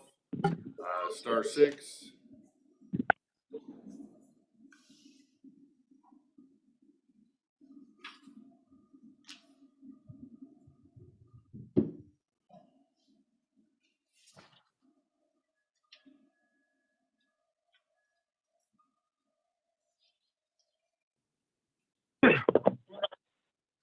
*7211. Go ahead. Greg Wagner with C. I'd like to know from you commissioners, why is it you are unwilling to enforce the ordinances? That's your job. Zoning ordinance 5.16, title 2, 2.7, 2.02, and title 19.08110 all state that $1 million projects will be billed for county staff time or any special counsel that's hired. Why aren't you enforcing these ordinances and making these corporations pay when they come into our county? If these solar companies and these under canvas want to come in our county and do business, then they should do business on our terms. All you do is allow these corporations to come in here like Avangrid's Lund Hill, and the project gets approved. They do all the studies, and the planning director approves it. Nothing's ever questioned. None of the DEIS, none of the FEIS, none of that's ever questioned. It's just allowed to happen. These corporations come into our county and take over. It's your job not to allow that to happen. We have zoning ordinances that you refuse to enforce. If you're not going to enforce billing these corporations that make these projects over $1 million, and then we, the citizens, file an appeal against those same projects, we should not be billed $4,000. This is total disrespect to the citizens of our county. It's a slap in our face when you show favoritism for these large corporations and their projects to bring them in our county, and you don't bill them a dime, and then you bill us. And the county's not going to benefit from these solar projects because they will pay very little taxes. They're not going to create any jobs. We're not going to get any free electricity from them. You've done nothing. You're derelict in your duties. The commissioners in Sherman County, when the wind came in over there, they negotiated with the wind companies. Every citizen gets $595 a year. Why can't you do something for the citizens of Klickitat County? You sit up there in your office and you do nothing. You have your private meetings with the solar companies, and then you rescind our moratorium. You show no interest in the citizens of the county. You're paid and elected by and paid for your salaries and your big benefits. You pass the sales tax increase to pay for your new salaries and your benefits. But yet Fund 626 for these solar companies, they have a sales tax exemption. All you do is favor these large corporations, and you don't care about the citizens you're supposed to represent. Bend over backwards for them. You don't even enforce the codes that are on the books. When will you write solar ordinances to protect the county and the citizens? Mr. Souter, I read your email just yesterday where you said, that, I quote, "I am a stickler for following the law." When are you going to start doing that? You guys represent the citizens of this county, or you're supposed to, but you don't. Thank you, Mr. Wagner. Your time is up.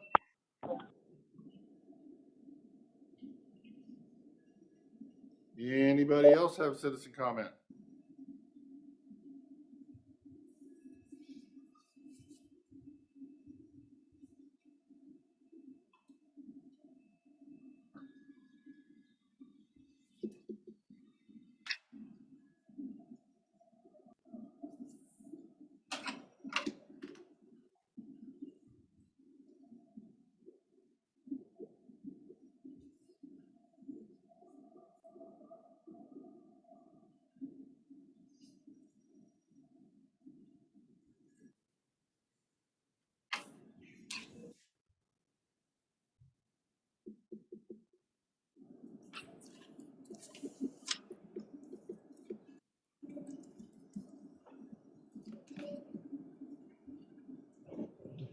You want to make comment, unmute yourself, *6. Say something so we know you're there.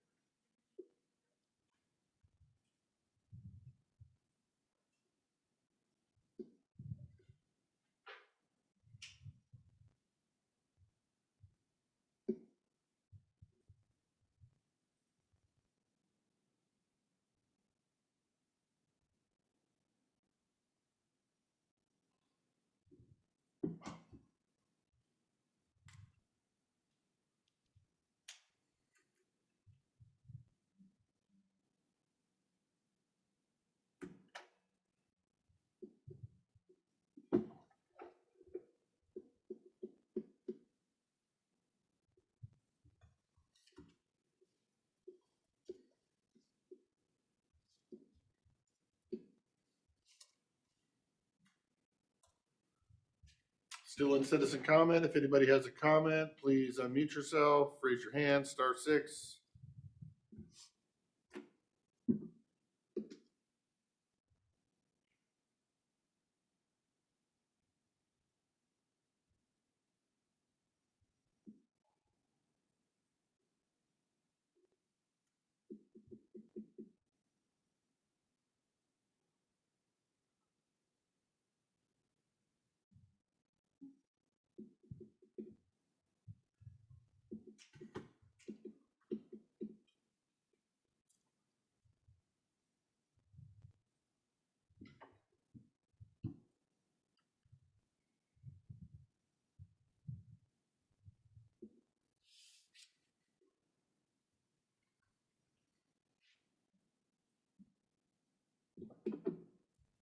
Okay, the time being 1:25, citizen comment is now over. Now is the time for any board follow-up comments that the board may have for any of the callers. Do you have anything, sir? I would respond to Mr. Eldred's question about additional legal counsel expenses. Any expenses incurred by any goes through a budget process, and those expenses have to be approved by the Board of Commissioners, as does any expense. As to individual bills, no. Although we do see them, if people were watching online, they were observing me, look, this is the bills, and so every week we do get those. But as far as, what the expense, as far as it has to be a budgeted expense, and those budgets are approved by the board. Let's see. Solar energy or renewable energy business benefits. First off, just for the record, Mr. Eldred, I actually was a small business owner for many, many years. Had employees, paid employees. I do understand business, and I do know business. I ran a profitable construction company for some time. So I've actually, I've signed the front of paychecks, not just the back of paychecks. So as far as are the companies getting a different deal than any other business? No, absolutely not. We have an economic development department down the hall from where we are here. They are charged with assisting any businesses that want to come and locate, supporting existing businesses. Any business that comes to this county is treated the same. The renewable is not getting any different treatment than any other business would be. Mr. Wagner's comments, I have tried to respond to those multiple times. I'm not going to at this point.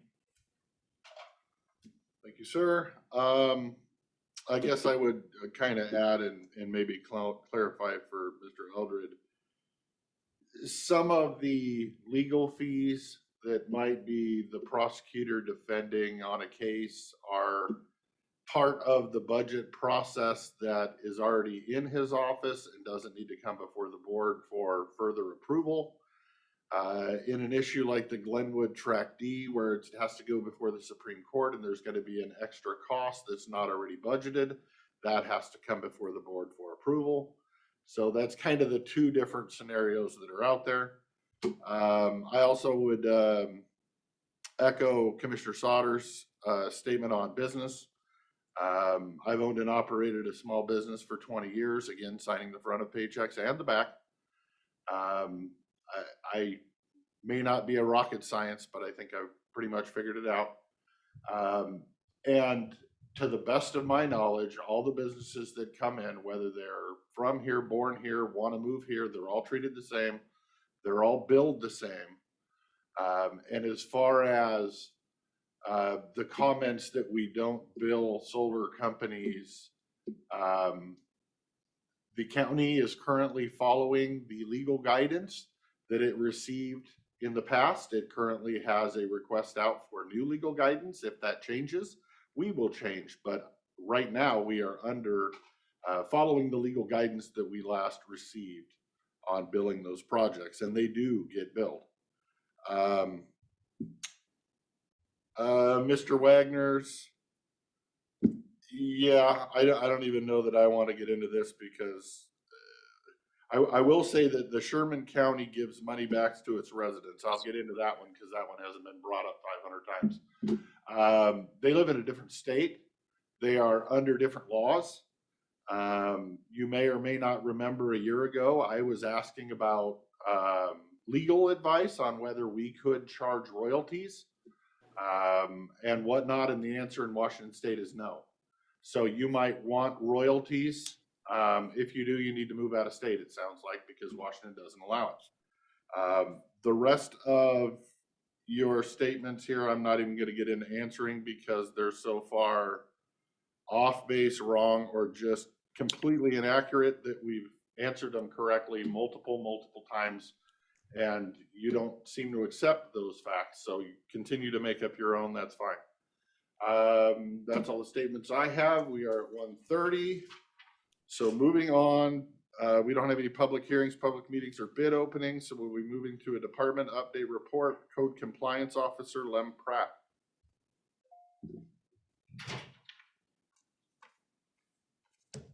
Good morning.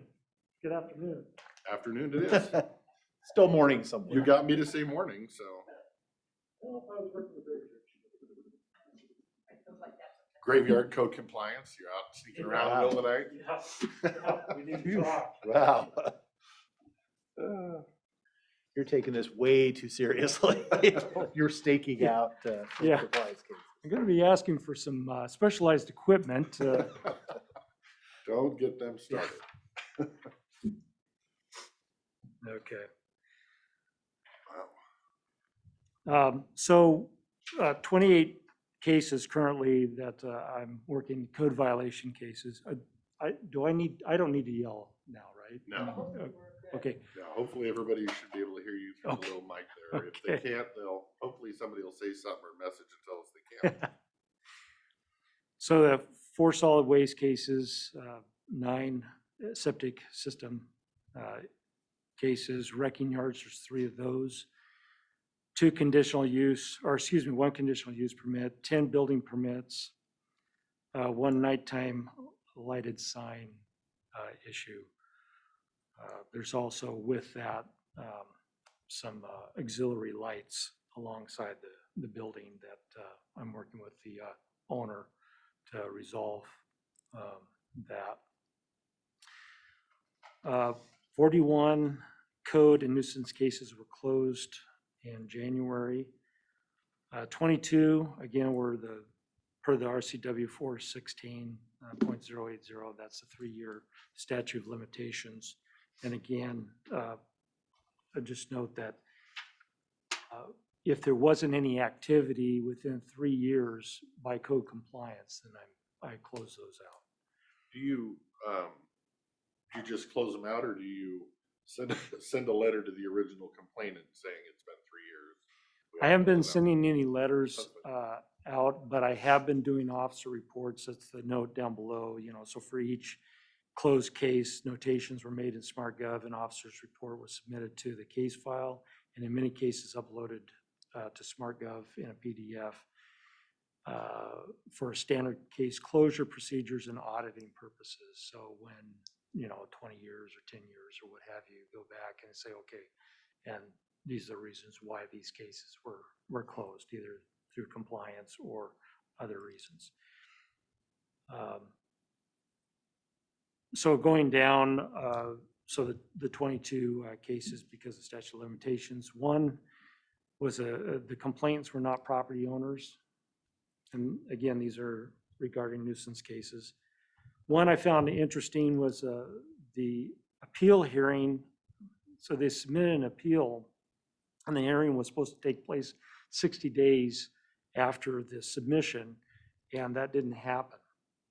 I wanted to note that and close it out by that just because of the unique circumstances there versus, yes, it was over 3 years, but because of that, excuse me, I want to note that separately. Excuse me. All right. 2 owner deceased. 1 person living in a trailer that has an OSS system. What's an OSS system? On-site septic. 1 is civil issues, property line disputes. And then 1 court resolution. Basically, tickets were issued. 1 deferred to Wazoo. And that was an orchard issue, so an abandoned orchard. Then 1 new property owner, it was a new property owner, and then the reporter was the violator.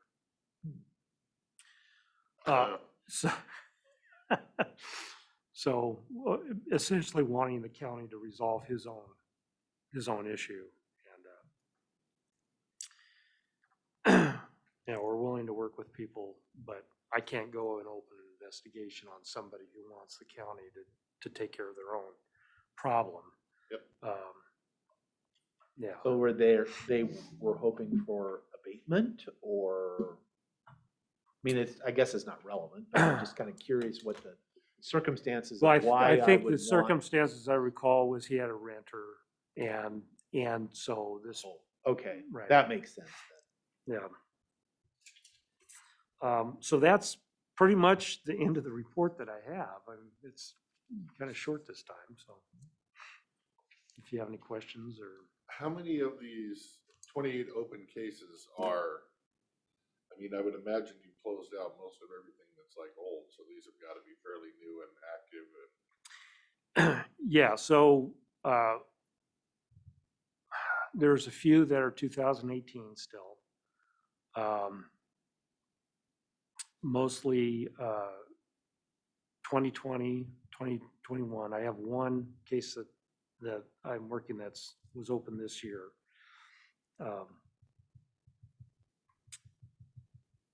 The nuisance cases, a lot of those are still in suspension, if you will, because if there's a letter that's been issued, non-compliance letter, that kind of thing, it went to abatement, then I'm leaving them on the books, if you will, just because I don't feel that I can close it out once there has been action that had been taken, like one where it was, again, letters were issued against the property of non-compliance. And so the problem is when you close those out, then you have a 6-year retention on those cases before then you can destroy those cases, the files on those. And I don't want to have those cases destroyed without strict legal guidance on those. Primarily, those are the nuisance abatement cases. Yeah.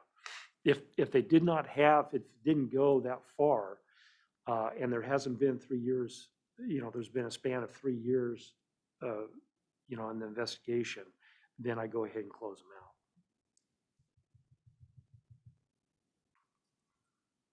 You must be doing something right, because there's a couple of properties that I don't know if they're on your list, but I can't imagine somebody hasn't called them in. And I've heard complaints that now when I drive by, there's a waste connections or a waste management container in front, Republic, whatever. What? I guess I should get it right? That they're cleaning out That's the all, trash. that's a violation. Yeah, that might be a violation. You're on the wrong side of the river. So yeah, some people are moving forward that haven't moved forward in a couple of years. So I don't know if that's you moving them forward or just being persuasive with a letter. Yeah. But either way, it seems to be. Well, I've moving been along. attempting to make in-person contact with folks as well. So, and I think it helps. So after a letter had gone out, and whether it had gone out previous to me fulfilling this position, a letter had gone out. And so in one case, several letters went out and came back, that they didn't claim them. And so I went out to the address and contacted, either the owner or the occupant of the address. In one case, in a wrecking yard case, there's some civil litigation going on. So they're not able to, per the court, they're not able to do anything yet. But within the next 30 days, there should be some movement on that.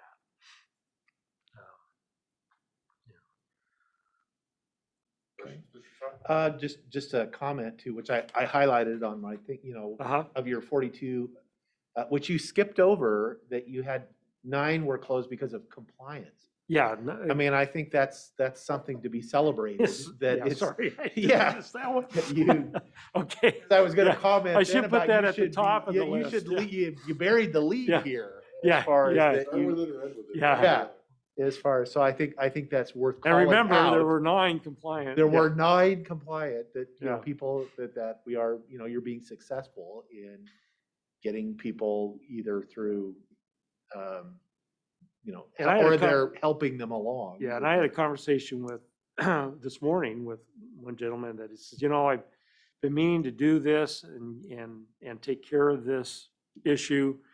And so I'll get with my buddy that lives out here. We'll get that taken care of. And you know, and I said, okay, well, I'll follow up with you on that. I think a lot of it is maybe coaxing. Right. You know, Well, we always, have said that, is that we don't want to be a heavy hand. We hate, when we get to the abatement yeah, phase, that's really unfortunate. And it's, in some ways it's a failure that we couldn't, but sometimes that's the only option left, because yeah, typically ones that we have moved to abatement are people that are just entrenched and they won't deal with it. yeah, And so we have to. yeah. It's distasteful, I will say.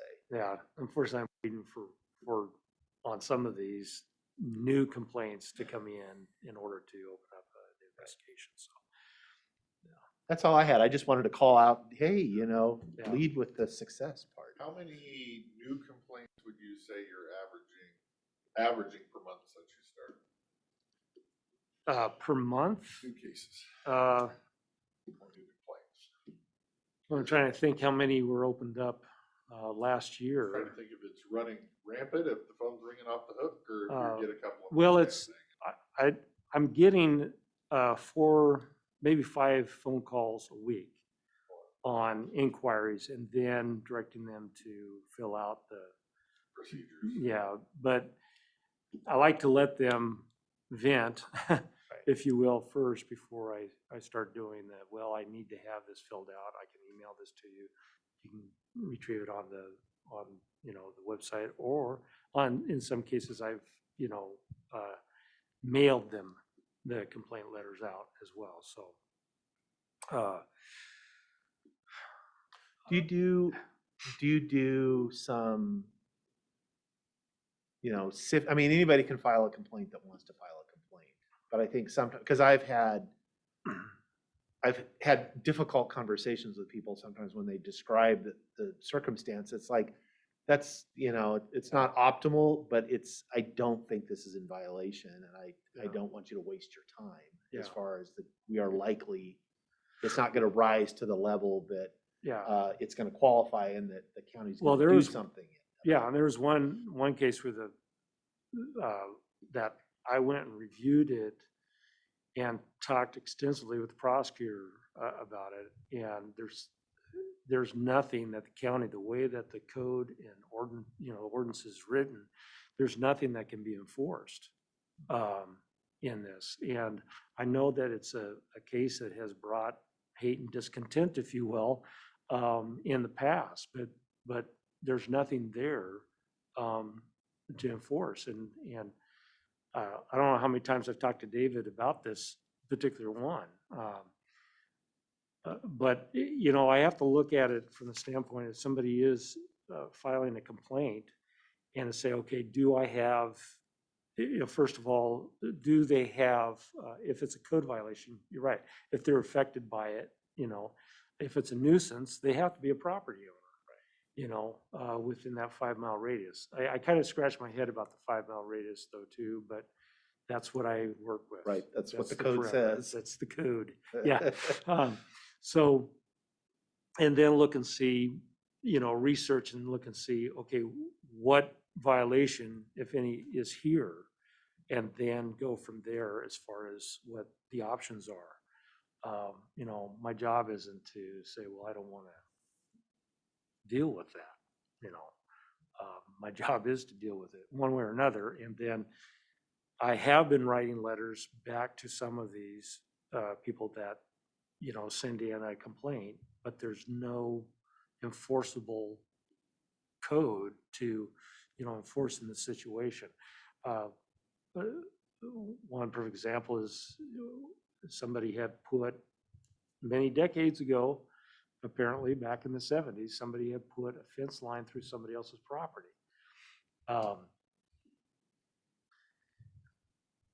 Code compliance had gone out there, and I think at the time we're under the impression that there was something that could be enforced. In fact, there was quite a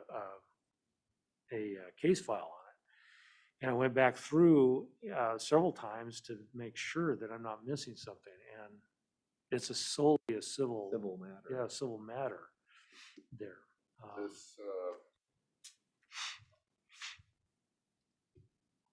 that side of town? Pardon? Is this that side of town? Our neck of the woods? Oh, well, could be. Trying to see if I'm on the same page. So, I think I am. Good answer. I hope I answered your question. Yes. Yeah. Yeah, I don't know how, even if it happened today or yesterday, I don't know how a property line dispute is a code compliance issue. I mean, that's always gonna be illegal. Yeah. Well, in several other cases where it's like, well, they're operating without a business license. Now, there may be a conditional use permit required for the activity, but we don't enforce business licenses. No. We don't You know. issue them, we don't enforce them, Yeah, so when they send something in like that, so well, are you complaining about the activity? Because the license I can't do anything about. You know. Call the state.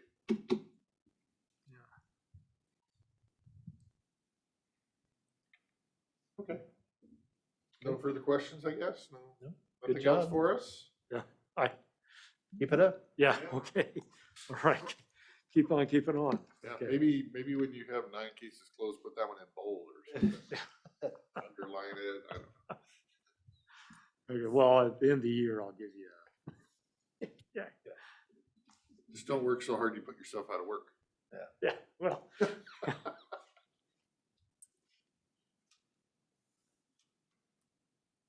Alrighty, so, we can do unfinished business if there is any.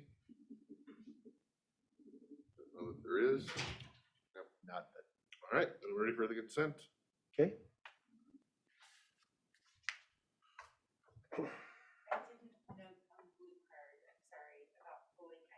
Number 3. It has noted number 3 being pulled for the review. So that will leave 4 items. 4 items, yes. Mr. Chairman, I would make a motion to approve the consent agenda, noting we are pulling item 3 for consideration. So that will be a total of 4 items. My motion is to approve. Okay, I will step down and second the motion to approve 4 items, noting we're pulling item number 3. All those in favor say yay. Yay. Yay. Motion passed. Pay the bills. Okay, is there any other besides I took my blue card in with my notes. So I don't, is there beyond just okay. No pay estimates. I didn't think there was, but I could go get my blue card. Nope. But Mr. Chairman, I would make a motion to approve accounts payable warrants in the amount of $461,500.22, and for the date ending February 7th, 2022. Okay, I will step down and second the motion. All those in favor say aye. Aye. Aye. Motion passes. Sounds like you like aye better, so I'll stick with aye. for you. Sorry. Force of habit. Board pending. Don't know that we have much since we're missing one today. Anything I have, I'll just hold over until we have a full board. Yeah. Nothing pressing. I have nothing pressing, sir. All right. Scratches board pending, no new business.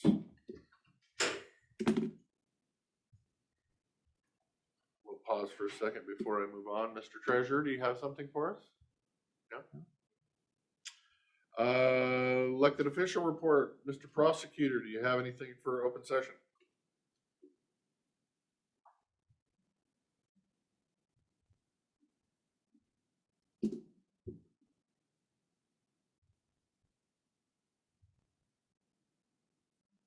He's on Zoom, he's not unmuted. Mr. Prosecutor, one more time.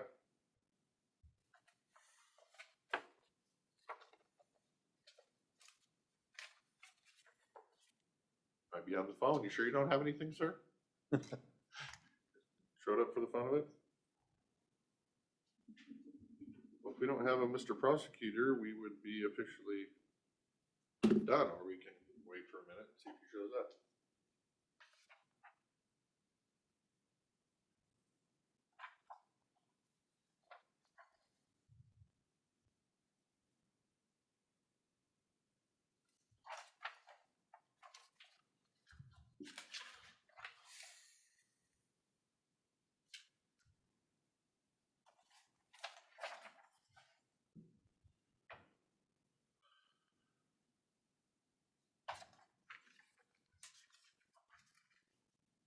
Rebecca's on there too, so. Must be on some conference call or something. We are a good 15 minutes early for his scheduled time. With your excellent management of our schedule. right. Hey, take what you, take the wins. Yeah.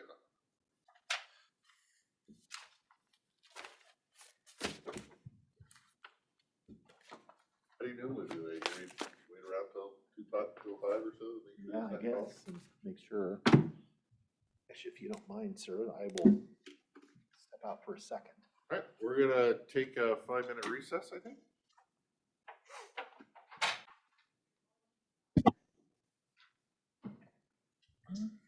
Okay, we are back. If Mr. Cornell or Ms. Cranston wants to speak, we know we're 5 minutes early still, 10 minutes early.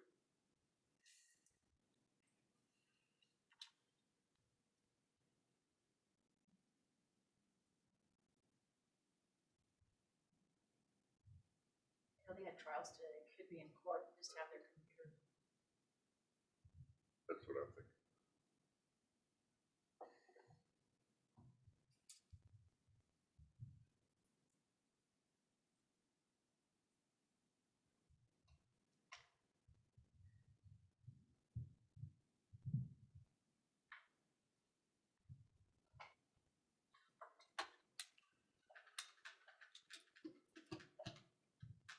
I did look up the population of Sherman County. 1,642. Yeah. And they get $500 a piece. Yeah, it's about $800,000 a year that they. Yeah, the Sherman County thing was the reason way back in the day I was looking at the royalty type option. Right.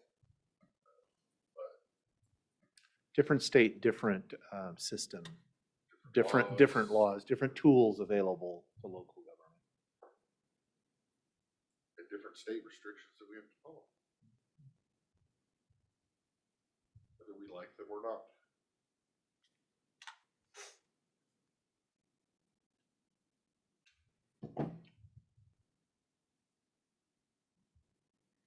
I did notice on the legislation, the moratorium on FSAC didn't make it out of committee, but the streamlining it and removing the public hearing so it can just go straight before the governor did go. Yes. It did make it out of committee, so. I think they're fully aware of the inequities of where they're placing. I just don't think they care.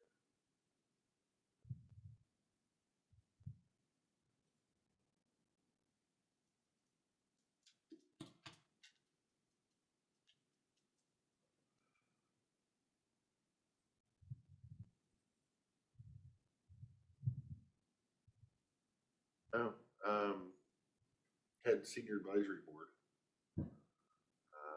Not a lot changed. They asked again about the assisted living center, gave them the same information. They were waiting on more funding, and we were surprised to hear that. And it's like, I thought we had relayed that multiple times. Mm-hmm.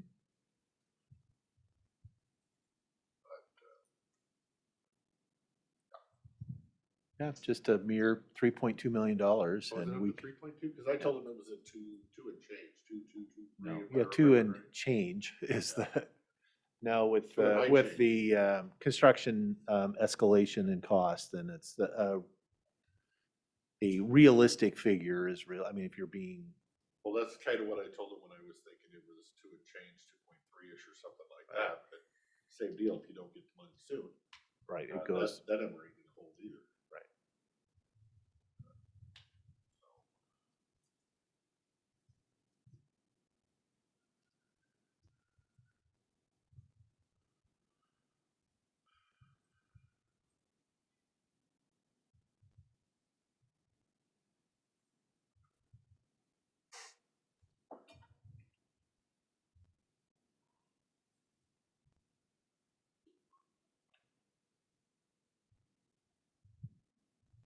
We'll throw another shout out for the prosecutor, Mr. Cannell, or Excuse me.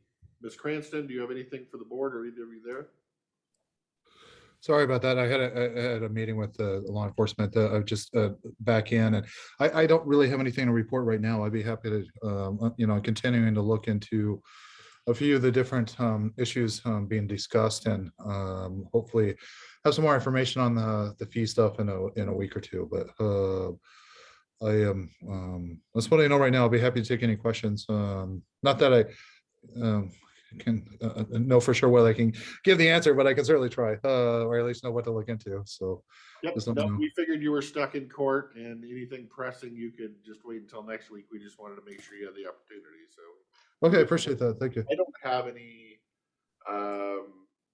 questions for the record. Mr. Sauter, do you? No, do you, just a quick, and I don't necessarily expect an answer now. Do we know, I had noted,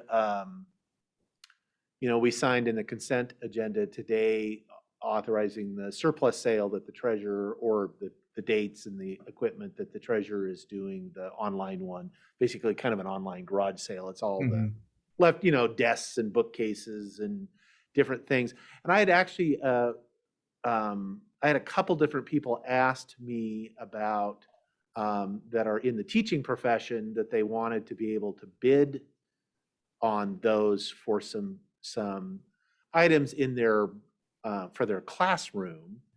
And are they, if they're related to me, are they precluded from participating in the, I mean, I know they certainly are when we're surplusing, real estate, property, that kind of stuff. Yeah, with But the what real about, estate. like, bookcases and desks?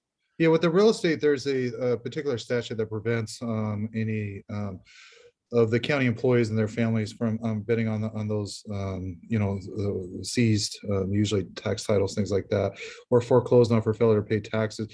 With the surplus in general, it's more ambiguous. What the guidance that comes from MRSC and that's adopted by a lot of jurisdictions, actually their guidance is just to prohibit it outright. I think the more sensitive and I believe correct interpretation of the conflict statute is to have individuals that so you need to track what are the goods that are being surplus, and to ensure that individuals that participate in the decision to surplus or worked in the office or department in which those goods were surplus from do not bid on those assets. That's probably the best course of action. Logistically, I'm not sure if there's a way of doing that currently, but I know in the best case, it would be preferable that if you participated in the decision to surplus, or if the goods were surplus from your office department, that you and your family should not be bidding on the auction. Okay, yeah, because I have family members that are in the teaching profession that would like to, but I will tell them no. Well, and generally I think it's true to immediate family. So if you're talking about, the second cousins and so forth, I don't think that would trigger the same. So that same I concern. wasn't. Yeah. For you, yeah, second cousins might qualify. But yeah, I thought it was immediate family. It was immediate family, so. Right. Okay. But I'd rather be safe than sorry. And I don't know that the public's gonna be too concerned over a $5 desk, but better be safe than sorry. Better safe than sorry, yeah. Makes sense. Any other questions for the prosecutor? No? All right. Nothing else for the prosecutor. Thank you, sir. Thank you. Next week. With that, I would accept a motion to adjourn. Mr. Chairman, I'd make a motion to adjourn our regular meeting. We have no workshop scheduled this week. All right, we have a motion to adjourn. I'll step down and second the motion. All those in favor of adjourning the meeting, say aye. Aye. Aye. None opposed, motion passes. We will see you next Tuesday, everybody. Bye now. Thank you.